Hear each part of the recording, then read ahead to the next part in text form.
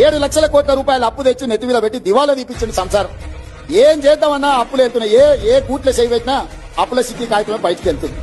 ఆ ఎల్లా సంవత్సరానికి 6,500 కోట్ల రూపాయలు అప్పు కట్టేది ఉండే. ఇవాళ ఈ మొనగాడు చేసిన పనికి నెల మొదటి తారీఖు నాడు, ప్రతి నెల మొదటి తారీఖు నాడు 7,000 కోట్ల రూపాయలు మిత్తి కడుతున్నాం. అవును రేవంత్ రెడ్డి గారు, ఇవన్నీ మీకు ముందు నుంచే తెలుసు కదా. ఇన్నేళ్ల నుంచి రాజకీయం చేస్తున్నప్పుడు ఆ మాత్రం అవగాహన ఉంటది కదా మీకు. ఎలక్షన్స్ ముందు మరి ఇలాంటి ఫ్రీ పథకాలు ఎందుకు పెట్టిర్రు?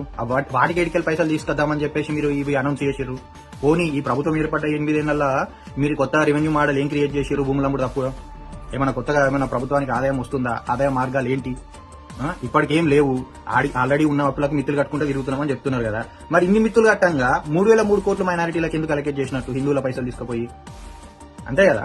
ఇప్పుడు 33 కోట్లు రంజాన్ సెలబ్రేషన్ కి ఇస్తున్నప్పుడు మాకు కూడా సంక్రాంతికి 33 కోట్లు, దసరాకు 33 కోట్లు, ఉగాదికి 33 కోట్లు ఇట్లా ఇవ్వాలి కదా. మాకున్న మేజర్ 4 పండుగలకు జనాభా ప్రాతిపదికన నిధుల విభజన జరగాలి కదా.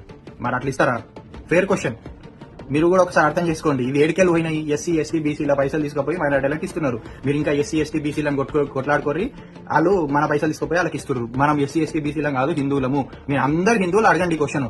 రంజాన్కి ఇచ్చారు, ఓకే, ఫేర్ అండ్ ఎనఫ్. మాకు దసరా కావాలి, దీపావళి కావాలి, సంక్రాంతికి కావాలి, ఉగాదికి కావాలి అని చెప్పేసి అడుగురి.